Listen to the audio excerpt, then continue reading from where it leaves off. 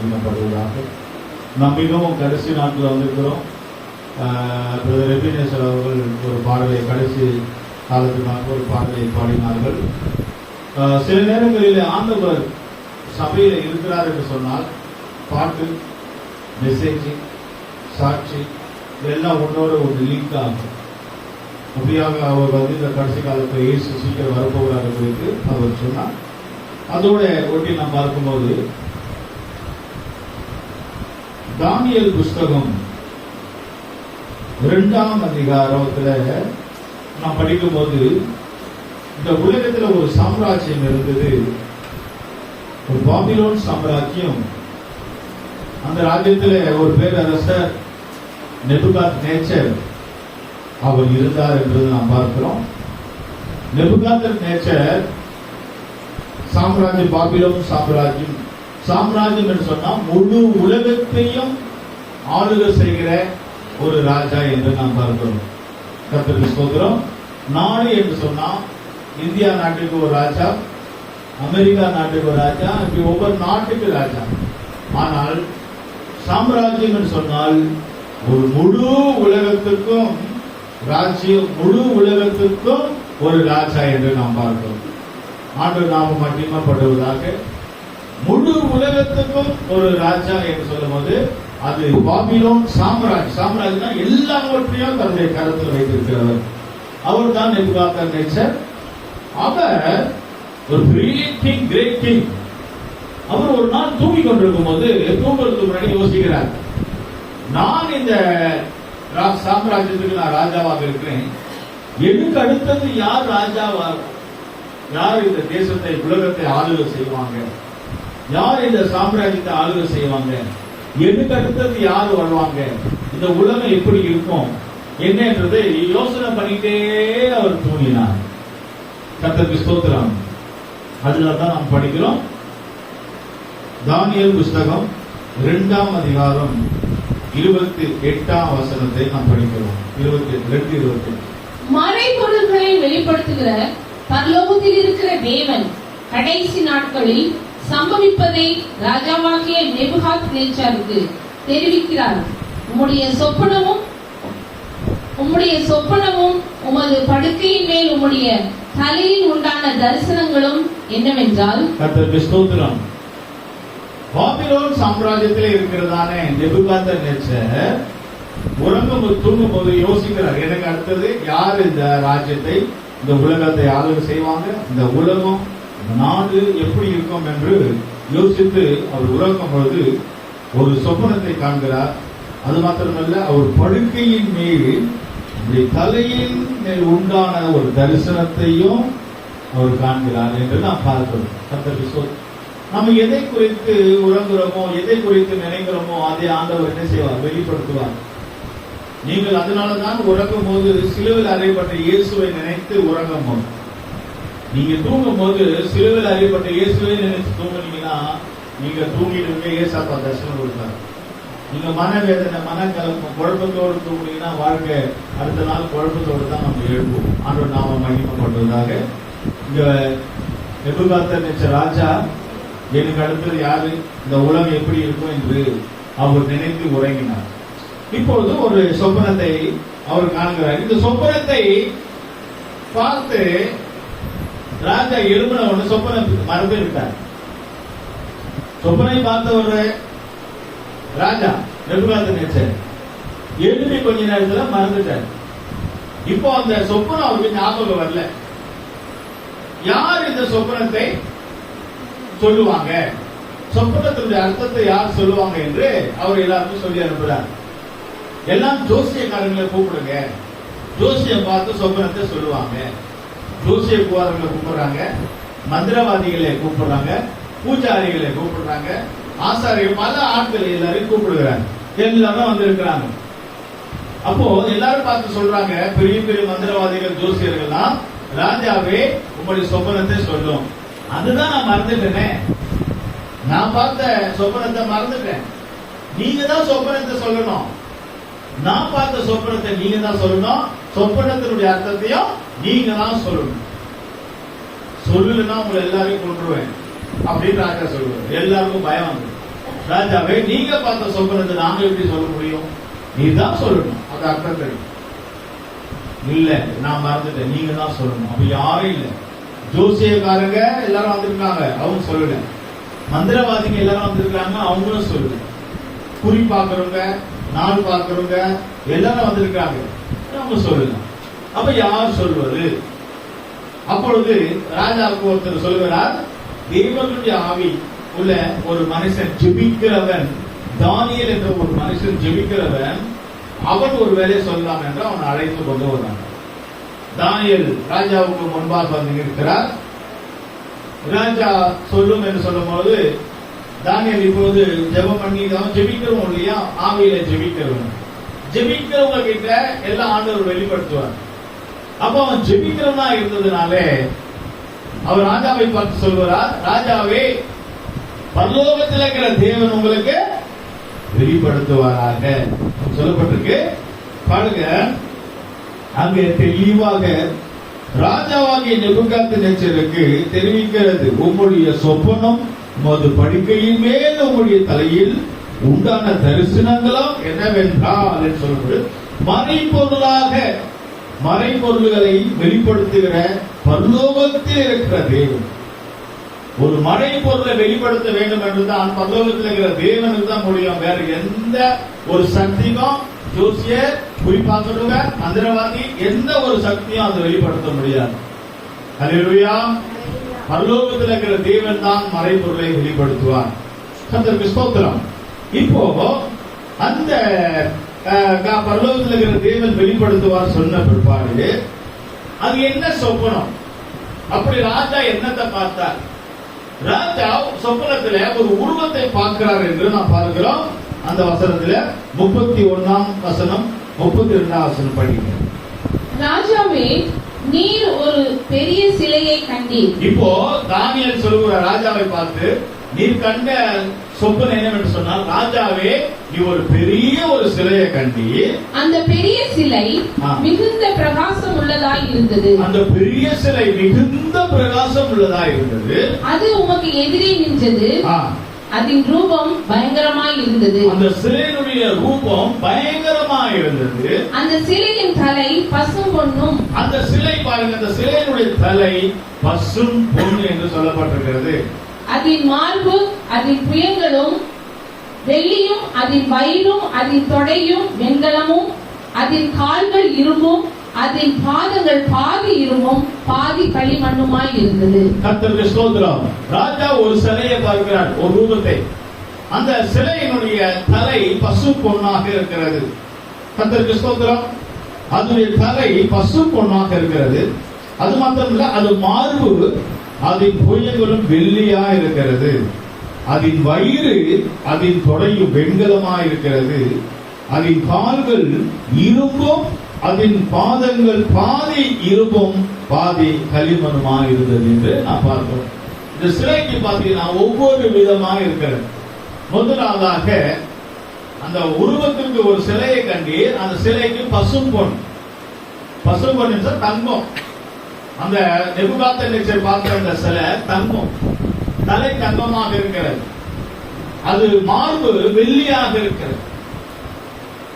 அதனுடைய வயிறு வெண்கலமாக இருக்கிறது. அதனுடைய தொடை இரும்பாக இருக்கிறது. அதனுடைய பாதங்கள் பாதி இரும்பும் பாதி களிமண்ணுமா இருக்கு. இப்படி ஒரு சொப்பனத்தை காட்டார். இது எதை காட்டுகிறது என்று சொன்னால், வருங்காலத்தை குறித்து, வருங்காலத்துல ராஜ்யத்தை குறித்து, வருங்கால ஒரு ராஜ்யபாரத்தை குறித்து இப்படி ஆண்டவர் ராஜாவுக்கு வெளிப்படுத்தினார். கர்த்தருக்கு ஸ்தோத்திரம். நீங்க கூட ஜெபிச்சு இரவு நேரத்துல ஜெபத்தோட நீங்க இருந்து நீங்க உறங்கினீங்கன்னா, வரப்போற உங்க குடும்பத்துடைய நிலவரம், வரப்போற உங்க பிள்ளைகளுடைய காரியத்தை குறித்து கர்த்தர் உங்களுக்கு வெளிப்படுத்துவார். ஹல்லேலூயா. கர்த்தருக்கு ஸ்தோத்திரம். இங்க இந்த சிலையை கண்டு அதுக்கு தானியேல் சொல்கிறார், இந்த சிலையை பார்க்கிறார், வரப்போகிற ராஜ்யம். தலை பசு பொண்ணு. பசு பொண்ணு சொன்னா ஒரிஜினல் கோல்டு. Original gold. கர்த்தருக்கு ஸ்தோத்திரம். இப்ப நிறைய தங்க கடைகள், இங்க வியாபாரங்கள் இருக்கிறது, நகை கடைகள். அதுல பாத்தீங்கன்னா நல்ல பியூரான கோல்டு பார்த்தா ஜிஆர்டி பியூர் கோல்டு.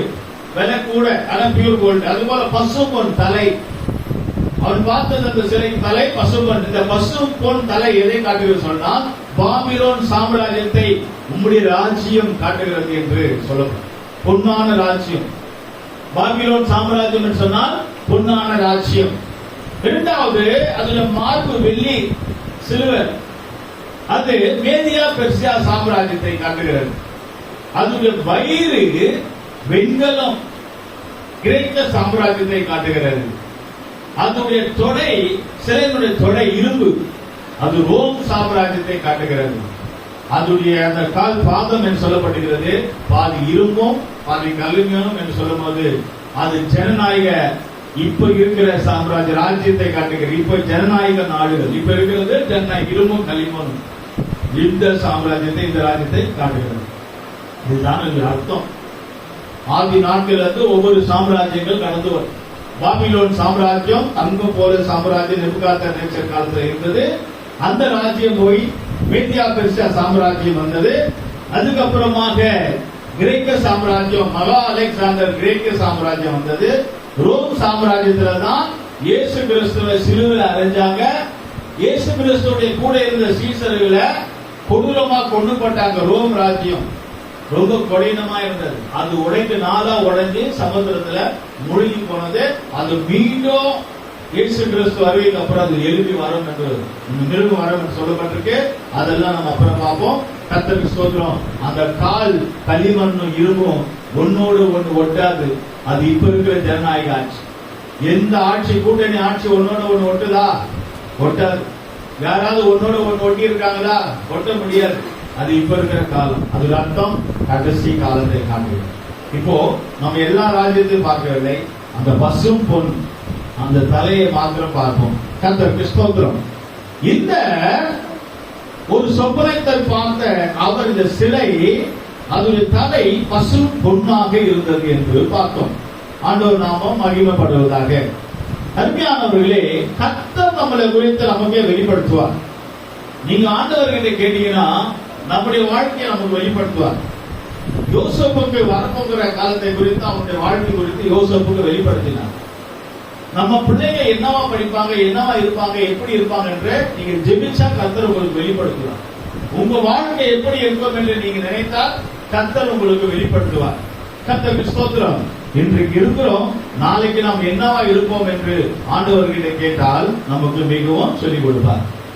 இங்கே பசும் பொன், அது பாபிலோன் சாம்ராஜ்யம். அந்த சாம்ராஜ்யத்துக்கு யாரு ராஜா என்று சொன்னா நேபுகாத்நேச்சர். இது ஸ்கூல் புக்ல கூட வரும், நீங்க தெரிஞ்சு கொள்ளுங்க. கர்த்தருக்கு ஸ்தோத்திரம். நேபுகாத்நேச்சர் ஒரு பெரிய ஒரு நாட்டுக்கு அல்ல, ஒரு சாம்ராஜ்யத்துக்கே அவர் ஒரு ராஜாவாக இருக்கிறார். ஆண்டவருடைய நாமம் மகிமைப்படுவதாக. இந்த பாபிலோன் சாம்ராஜ்யம், இப்ப நம்ம நேபுகாத்நேச்சரை குறித்து நம்ம பார்க்க போவதில்ல, அந்த பாபிலோனை குறித்து தான் நம்ம பார்க்க போறோம். பைபிள்ல சொல்லப்பட்டிருக்கு பாபிலோன். பைபிள்ல நிறைய காரியங்கள் பாத்தீங்கன்னா நாட்டை குறித்து சொல்லியிருக்கோம். 2 நாடு தான் ரொம்ப சொல்லப்பட்டிருக்கு. ஒன்று இஸ்ரேல் நாடு, இரண்டாவது அதுக்கு அடுத்த நாடு என்ன? பாபிலோன் நாடு. பாபிலோன் ராஜ்யம், பாபிலோன் பாபிலோன் பாபிலோன் சொல்லியிருக்கோம். ஃபர்ஸ்ட் இஸ்ரேல், அடுத்தது பாபிலோன். இது பைபிள்ல குறிப்பிட்டு இருக்கப்பட்டிருக்கு. இந்த பாபிலோன் நாடு எது? இந்த பாபிலோன் சாம்ராஜ்யம் எது? நேபுகாத்நேச்சர் அந்த பாபிலோன் ராஜ்யத்துல இருந்தாரே, அந்த பாபிலோன் எது சொன்னால் இப்ப இருக்கிற ஈராக்கு. அல்லேலூயா. எத்தனை பேருக்கு தெரியும் ஈராக்கு நாடு? ஈராக்கு நாடு எங்க இருக்கு தெரியுமா? ஈராக்கு நாடு கேள்விப்பட்டிருக்கீங்களா? ஈராக்கு நாடு கேள்விப்பட்டிருக்கீங்களா? கர்த்தருக்கு ஸ்தோத்திரம்.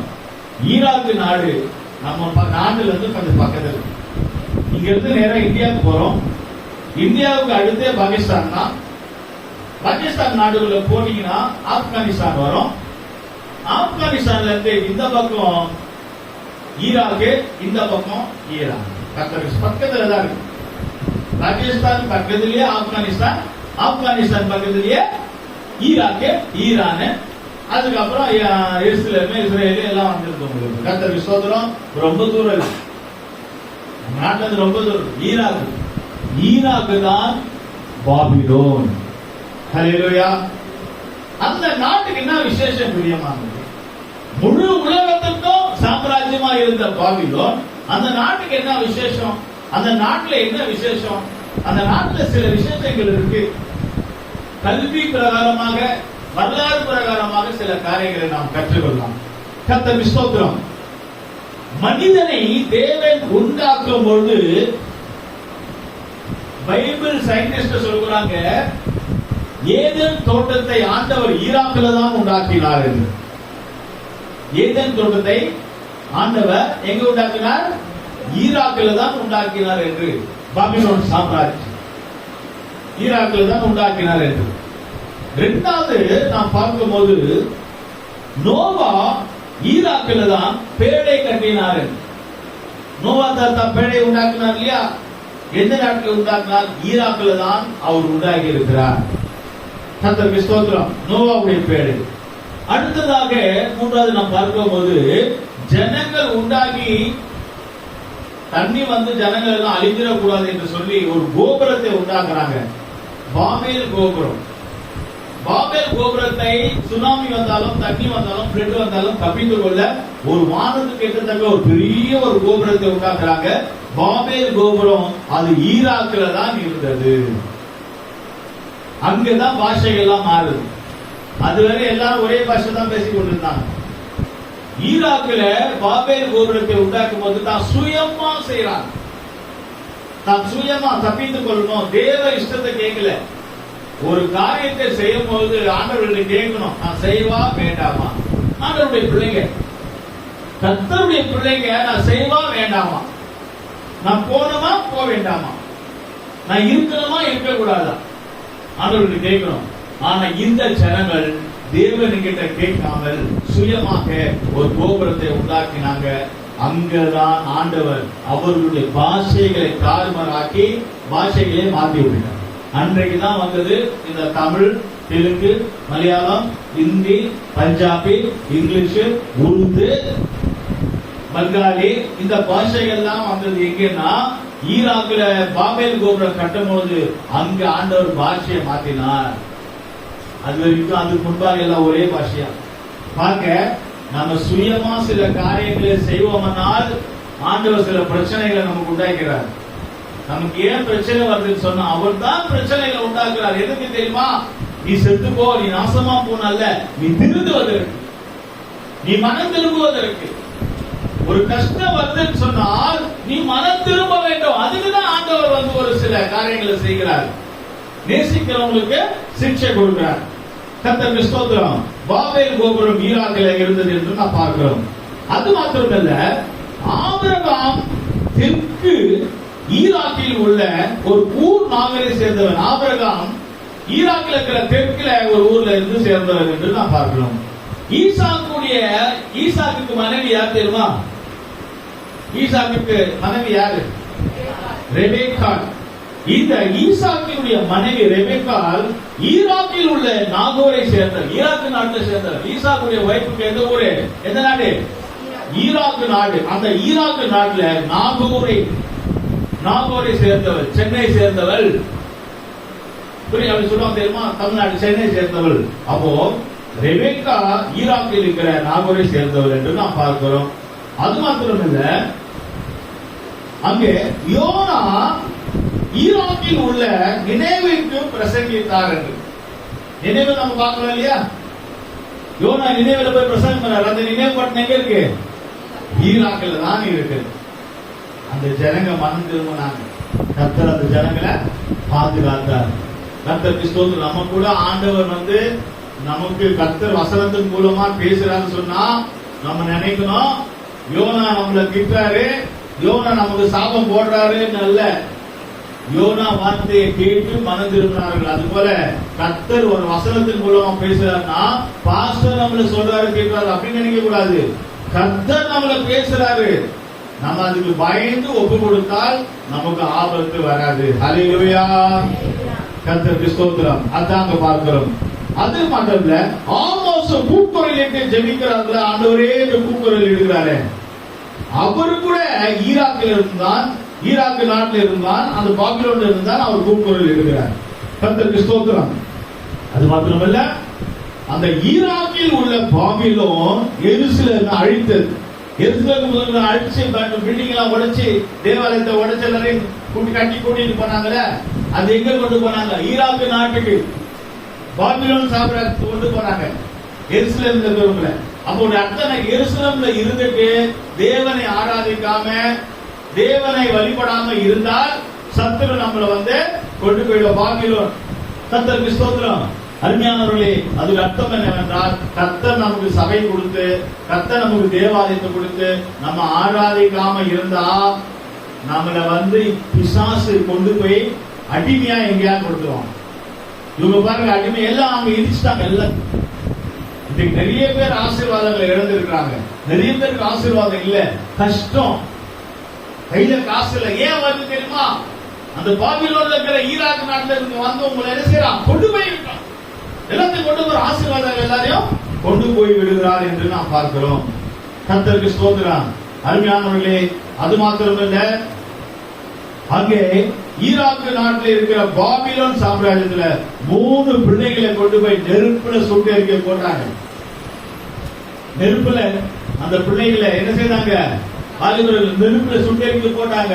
அது பாபிலோன் சாம்ராஜ்யம், ஈராக்ல இருக்கிற நாடு. நெருப்புல போட்டாலும் என்ன செய்தாங்க? அவங்க துதிச்சாங்க. அருமையானவர்களே, நம்ம ஜெபிக்கிறவங்களா இருந்தால் நம்மளை எங்கே போட்டாலும் நமக்கு ஒன்றும் சேத வராது. ஹல்லேலூயா, கர்த்தருக்கு ஸ்தோத்திரம். இப்படியாக சில காரியங்களை நாம் பார்க்கிறோம். அது மாத்திரமல்ல, பாபிலோன் நாட்டில் மேதியா பெர்ஷியா காலத்துல பெல்தாஷர் ஈராக்கு நாட்டில் பாபிலோன்ல இருக்கும் போது அங்க சுவரில் எழுதுறாங்க தெரியுமா? எல்லாரும் அங்க என்ன செய்யறாங்க? தேவாலயத்துல பெல்தாஷருடைய காலத்துல அங்க என்ன சம்பவிக்குதுன்னு சொல்ல, மேதியா பெர்ஷியா ராஜ்ய சாம்ராஜ்யம் அங்க பெல்தாஷருடைய காலத்துல என்ன நடக்குது என்று சொன்னால், அந்த பெல்தாஷர் தான் ஈராக்கு நாட்டுல அங்க எல்லாம் தேவாலயத்துல எல்லாம் மது குடிச்சு பார்ட்டி வைக்கிறாங்க. எல்லாம் குடிச்சு எல்லாம் இருக்கிறாங்க. அவங்க மனைவி மருமனாட்டி எல்லாரும் குடிக்கிறாங்க பார்ட்டி. பாத்திரம் பத்துல. அப்போ பாத்திரம் பத்துலன்னு சொல்லி என்ன பண்றாங்க தெரியுமா? திருவிருந்துக்கு வச்ச பாத்திரத்தை எடுத்து மதுவை ஊத்தி குடிச்சார்கள். மதுன சாராயம்.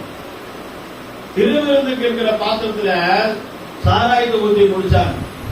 ஆண்டவர் எவ்வளவு துக்கம் இருக்கும். அது யாருடைய காலத்துல? பெல்தாஷருடைய காலத்துல, மேதியா பெர்ஷியா சாம்ராஜ்யம். அப்போ ஆண்டவர் பார்த்து ரொம்ப வேதனைப்பட்டு அங்க சோத்துல எழுதுறாரு, மேனே மேனே தெற்பாசின்னு பயங்கரமா ஆண்டவர் நேரடி எழுதுறாரு. அப்போ அர்த்தம் என்ன சொன்னா, அந்த நாட்டுல குடிச்சிட்டு தூங்கும் போது சத்துரு கொள்ளடிச்சு வீட்டுல இருக்கிற பொருளெல்லாம் எடுத்துட்டு போயிட்டான், கொண்டு போட்டான் எல்லாரும். அப்போ அர்த்தம் என்ன? தேவ ஆலயத்தில் இருக்கிற தேவனுடைய பாத்திரத்தை தீட்டுப்படுத்த கூடாது. அதனாலதான் நம்ம சொல்றோம், சுத்திகரித்து திருவிருந்து எடுங்க, பரிசுத்தப்படுத்த திருவிருந்து எடுங்க, சரியாய் திருவிருந்து எடுங்க. ஆனா நீங்க புரிஞ்சு கொள்ளாம பாஸ்டர் கொடுக்க மாட்டாரு, பாஸ்டர் தண்டனை கொடுப்பாரு, பாஸ்டருக்கு திருவிருந்துக்கு சம்மதமே இல்லைங்க.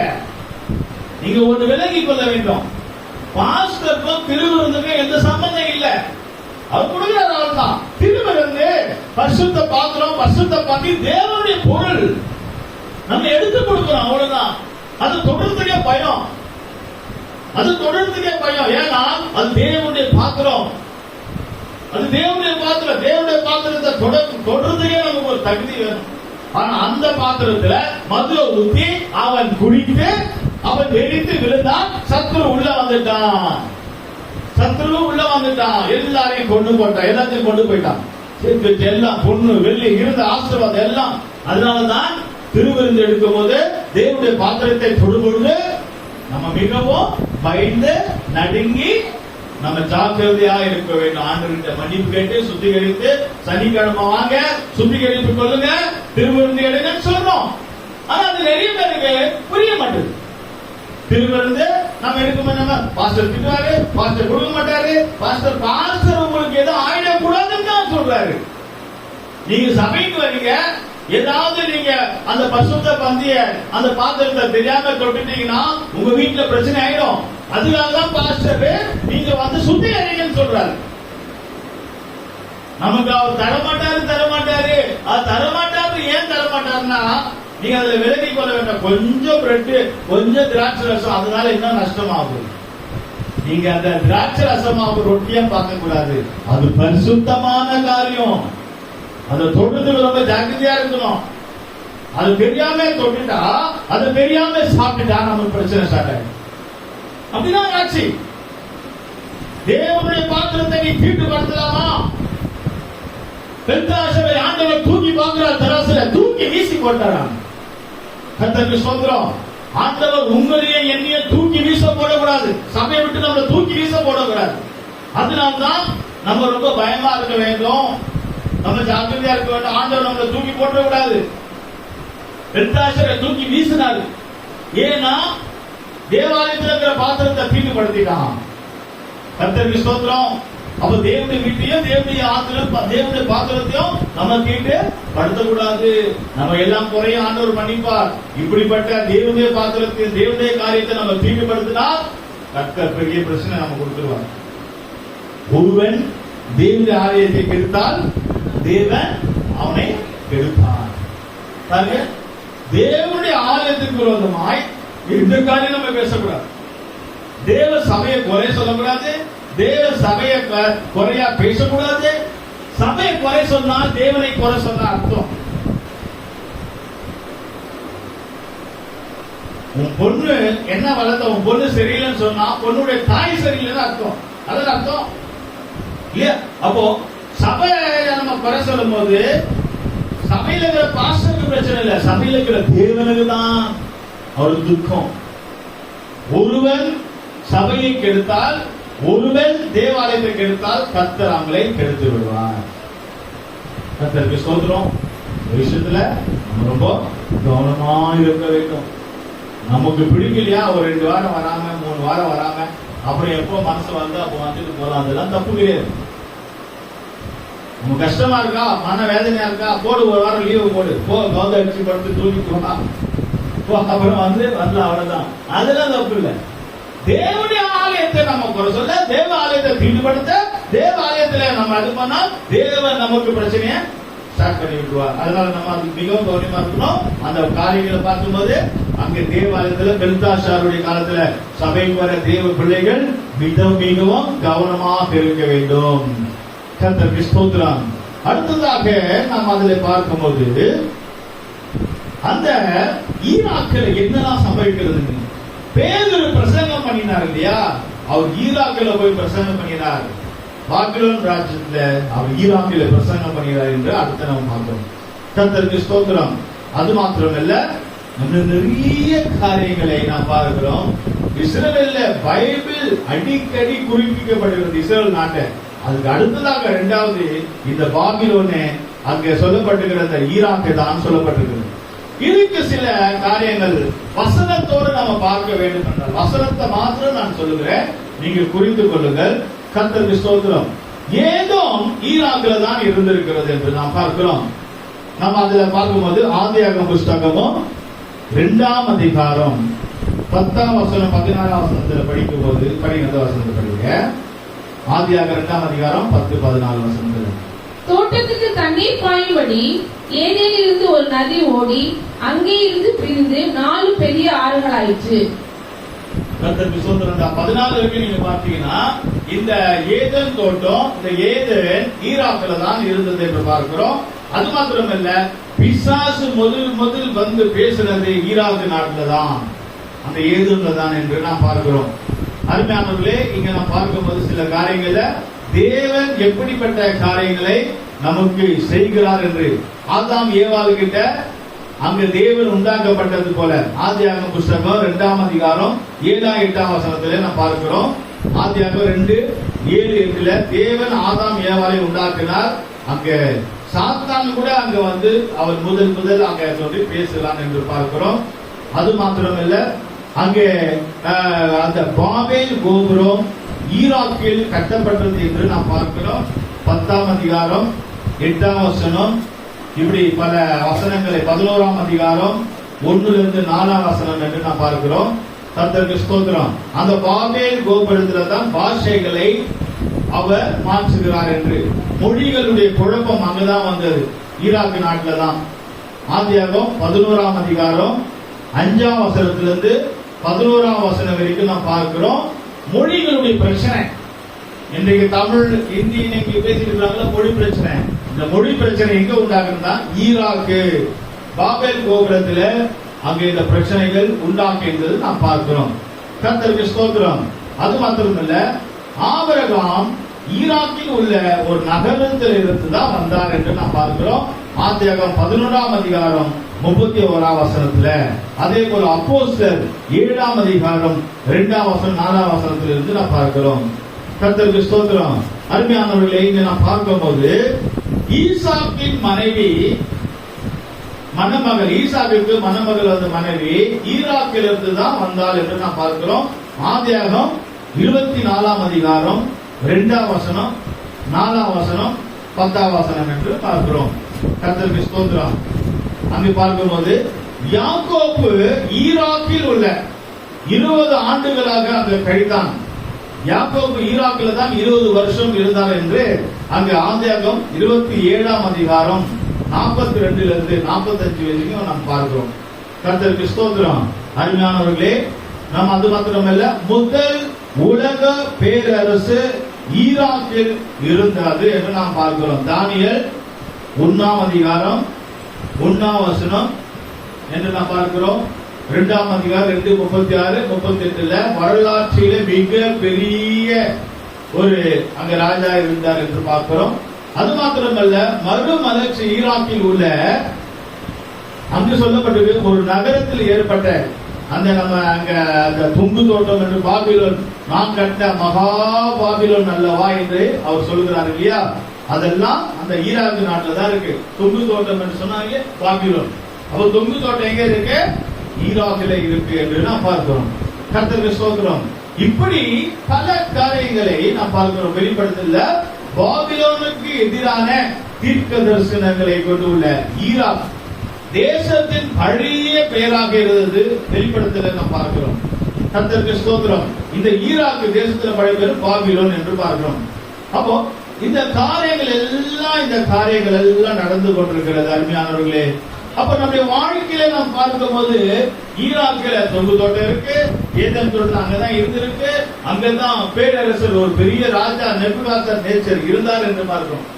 ஆனா ஒரு பக்கம் பார்த்தா இந்த உலகம் தெரிஞ்ச அளவுக்கு நம்ம நம்ப முடியும். ஏன் தெரியுமா? ஈராக்கில தான் சதாம் ஹுசேன் இருந்தார். சதாம் ஹுசேனை கொன்றாங்க. அவரை கொல்லும் போது சதாம் ஹுசேன் யாருடைய பேரன் என்று சொன்னால் நெபுகாத்நேச்சருடைய எத்தனையோ கொள்ளு பேரன்னா பேரனுக்கு பேரன் அந்த சந்ததியில வந்தவர் தான் நெபுகாத்நேச்சர். அப்ப நெபுகாத்நேச்சருடைய சந்ததியில வந்ததுதான் சதாம் ஹுசேன். இப்ப சதாம் ஹுசேன் எங்க இருக்காருன்னா பாபிலோன் சாம்ராஜ்யம். பாபிலோன்ல இப்ப பாபிலோன் எதுனா இப்ப இருக்கிறது ஈராக். அப்ப பாருங்க, ஈராக்கில உள்ள அந்த இடத்துல தான் சதாம் ஹுசேன் இருந்தார். அங்க இருந்துதான் பாவத்தை காட்டுகிறார். தேவன் அங்கே கிரியை செய்தார். தேவன் அங்கே ஏதேன் தோட்டத்தை உண்டாக்கினார். மனிதனை ஈராக்ல தான் படைத்தார். மனிதனை தேவன் ஈராக்ல தான் உண்டாக்கினார். ஆனால் அங்கேதான் பாவம் பிரவேசித்தது. அங்கேதான் பிசாசு தோன்றினார். அங்கேதான் அவர்களை அழித்தான். நான் கட்டின பாபிலோன் அல்லவா, மகாநகரம் அல்லவா, நெபுகாத்நேச்சர் பெருமையா சொன்னார். தேவன் அந்த ராஜ்யபாரத்துல தான் அவனை தள்ளிவிட்டார். கீழே அவன் கீழே விழுந்து போனான். சாப்பாடு கூட இல்லாம கஷ்டப்பட்டான். நீங்க விலகிக் கொள்ள வேண்டும்.